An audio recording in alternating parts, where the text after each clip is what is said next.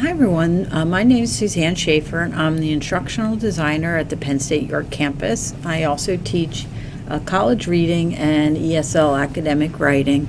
And I'm filling in for your instructor, Sherry Yoder, and doing a lesson on consistency, intense, number, and person. And I'm recording this in case we have the bad weather that's predicted, so that you can keep up with the class and then be ready for Sherry when she returns next week.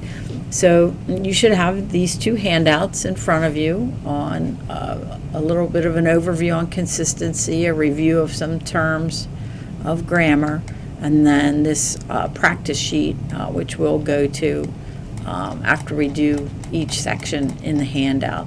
So it's fine if you want to work with somebody else from the class. You can certainly do that, or you can work on your own. So let's get started. We're looking at a lesson on consistency in tense, number, and person. It means the consistency or the lack of it occurs primarily in the person and number of nouns and pronouns and in the tense of verbs. So any inconsistencies not required by meaning will interfere with the reader's ability to follow the development of ideas. So it's confusing to your readers when you're inconsistent with these things in your writing. So we're going to look at some examples and then we're going to do some practice. So let's scroll down and review some key terms before we do that. So first of all, let's review what's a pronoun. So that's a word that refers to and functions as a noun, such as I, you, he, she, it, we, and they. And the example they give, the bush had a beehive in it. It is the pronoun, and it refers back to which noun in the sentence. The bush had a beehive in it. So it refers back to the subject in this case, which is the bush. And so this pronoun has to match in number and person what it's referring to. So the bush is singular, and it's the subject of the sentence. So the bush had a beehive in it. So that's the singular pronoun referring back to bush. And we'll see how that can cause confusion when we look at the examples above. And then we're going to look at shifts in tense. And tense refers to the form of the verb that indicates the time of its action, such as the present tense, the past, the future. So I run, I ran, or I will run, and how that generally should be consistent as long as it's what you actually mean in that sentence. Sometimes tense has to shift depending on what you're talking about, but we'll see how, for the most part, it's going to be consistent throughout what it is you're writing.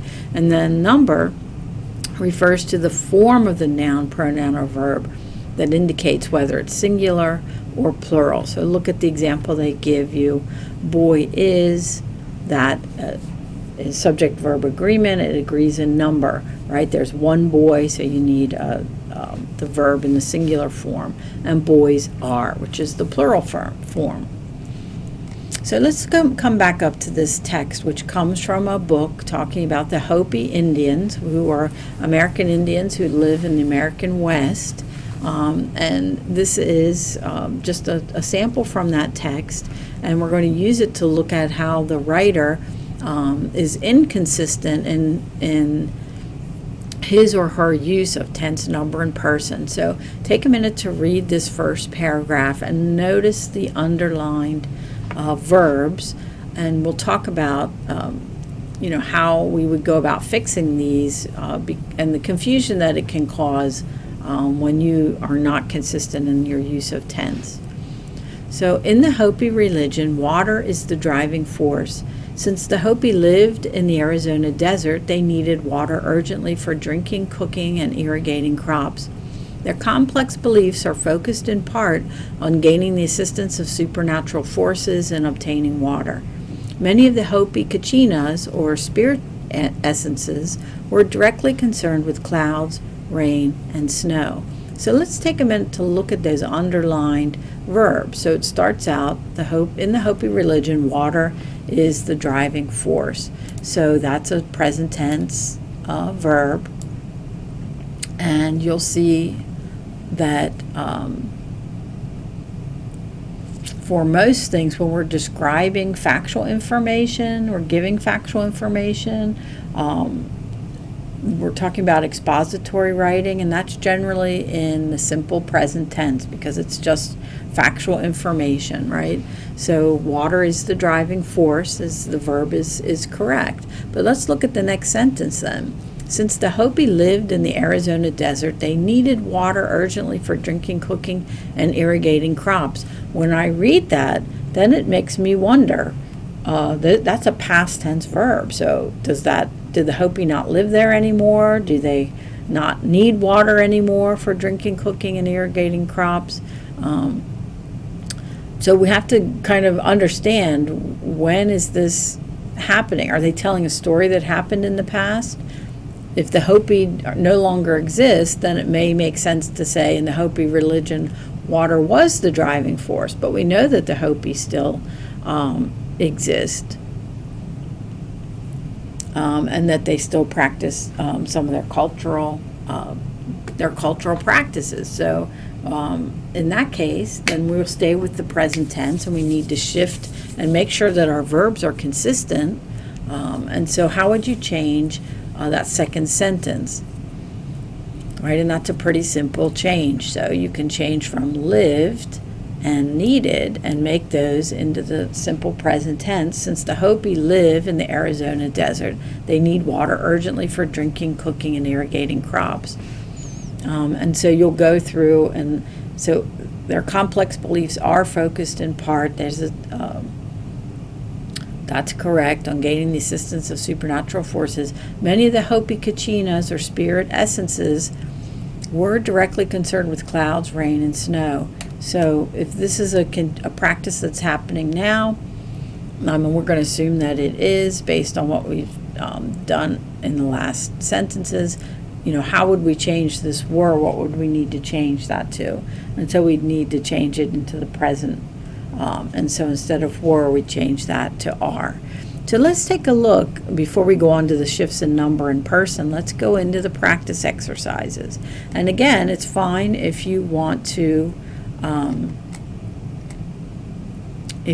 work with somebody else to do this, go ahead and do it. So we're going to skip down to the shifts in tense section. This isn't exactly the same. So this first one is person. Let's go down to the avoiding illogical shifts in tense. So edit the following sentences for illogical shifts in tense. So let's take a look at this first one. When Beverly Harvard became the chief of the Atlanta police force, she's the first African American ever to hold that title in a major U.S. city. Okay, so let's identify some of the time clues in the sentence. So we have a few in this very first piece of the sentence. So when Beverly Harvard became the chief of the Atlanta police force, so we know that that's happened already, and so when is a time clue. It's telling you this part has something to do with when this happened. It's not happening now, it happened in the past. They use the past tense of the verb become. So let's look in this second part of the sentence. So does it make sense then, knowing that we're talking about something that happened in the past? Look at the verb in this second part does that make sense? And do we need to change that to be consistent with what the sentence is talking about? So how would we shift that from she is we'd shift it to the past tense to she was. So when Beverly Harvard became the chief of the Atlanta police force, she was the first African American ever to hold that title in a major U.S. city. So do you see what we're doing? We're figuring out what the tense should be from clues in the sentence, and from when it's taking place, the type of sentence that it is, then we're making sure that the verb tenses are consistent. So you're going to go ahead and work those out for this section. There's 7 examples there. So you're going to go ahead, pause the recording, and work through those. And I would say, it helps to look at those time clues, look at the verbs that exist if you're looking at different clauses within the sentence, and then try and figure out, once you've identified all the verbs, are they consistent across that sentence? And then come back and we'll do the next section. So go ahead and pause and do that. So we're going to go into this next section, which is shifts in number. So let's look at the underlined nouns this time and pronouns. So kachinas represent the things and events of the real world, such as clouds, mischief, cornmeal, and even death. A kachina is not worshipped as a god, but regarded as an interested friend. They visit the Hopi from December through July in the form of men who dress in kachina costumes and perform dances and other rituals. So notice how this shifts. So kachinas, that's is singular or plural, and how do you know, right? What's the clue? So the clue in nouns is it's got an S, so we know that this is plural. So, and it matches the verb. So kachinas represent the things and events of the real world, such as clouds, mischief, cornmeal, and even death. A kachina is not worshipped as a god, but regarded as an interested friend. So we're talking about this idea in the plural. We come back to the singular, and then if you look at the next sentence, they, which is referring back to this one in the previous sentence. So we're going back and forth between plural, singular, plural, and it's just clunky. So, consistency means that to try to make this the same, if it makes sense, across your sentences. So what's a simple way to fix this? You have a plural here, a plural here.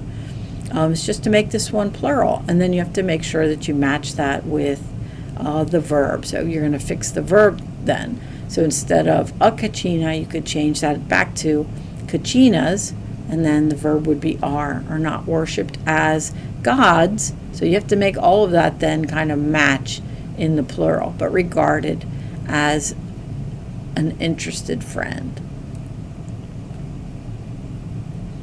They visit the Hopi from December through July, and then that matches.